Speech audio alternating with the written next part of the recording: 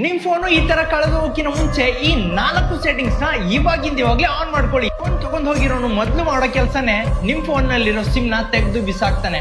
ನೀವಿವಾಗ ನಿಮ್ಮ physical sim ನ ಈ ಸಿಮ್ ಗೆ ಇವಾಗ್ಲೇ ಕನ್ವರ್ಟ್ ಮಾಡ್ಕೊಳ್ಳಿ. ನೆಕ್ಸ್ಟ್ ಅವನು ನಿಮ್ ಫೋನ್ ನ ಸ್ವಿಚ್ ಆಫ್ ಮಾಡ್ಲಿಕ್ಕೆ ಟ್ರೈ ಮಾಡ್ತಾನೆ. ಇವಾಗ್ಲೇ ಸೆಟ್ಟಿಂಗ್ಸ್ ಓಪನ್ ಮಾಡಿ ಒಳಗಡೆ ಅನ್ಲಾಕ್ ಟು ಪವರ್ ಆಫ್ ಅಂತ ಹೇಳ್ಬಿಟ್ಟು ಇವಾಗ್ಲೇ ಆನ್ ಮಾಡ್ಕೊಳ್ಳಿ. ಅವ್ನು ಸ್ವಿಚ್ ಆಫ್ ಮಾಡ್ಲಿಕ್ಕೆ ಹೋದಾಗ ಪಾಸ್ವರ್ಡ್ ಇಲ್ದೇನೆ ಅವ್ನು ಸ್ವಿಚ್ ಆಫ್ ಮಾಡ್ಲಿಕ್ಕೆ ಸಾಧ್ಯನೇ ಇಲ್ಲ. ಈಗ ಅವ್ನು ಮಾಡೋದೇ ನಿಮ್ ಫೋನ್ ನ ಫ್ಲೈಟ್ ಮಾಡ್ಲಿಕ್ಕೆ ಹಾಕ್ಲಿಕ್ಕೆ ಟ್ರೈ ಮಾಡ್ತಾನೆ.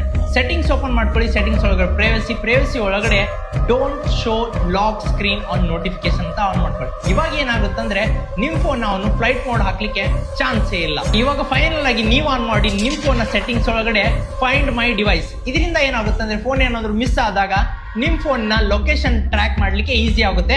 ಫೈಂಡ್ ಮೈ ಡಿವೈಸ್ ಅನ್ನೋ ಆಪ್ ಥ್ರೂ ಇಂದ ನಿಮ್ಮ ಗೂಗಲ್ ಅಕೌಂಟ್ ನ ಸೈನ್ ಇನ್ ಮಾಡ್ಕೊಂಡು ಫೈಂಡ್ ಮೈ ಡಿವೈಸ್ ಅನ್ನೋ ಆಪ್ ಒಳಗಡೆ ಲಾಗಿನ್ ಆಗ್ಬಿಡಿ. ಇವಾಗ ಕೇರ್ಲೆಸ್ ಮಾಡಿದ್ರೆ ಮುಂದೊಂದ್ ದಿನ ಬಹಳ ನೆನಪಾಗುತ್ತೆ. ಅದಕ್ಕೆ ಈ ವಿಡಿಯೋನ ಸೇವ್ ಮಾಡ್ಕೊಳ್ಳಿ ಮತ್ತೆ ಫ್ರೆಂಡ್ಸ್ ಅಂಡ್ ಫ್ಯಾಮಿಲಿ ಜೊತೆ ಈ ವಿಡಿಯೋನ ಶೇರ್ ಮಾಡಿ. Thank you.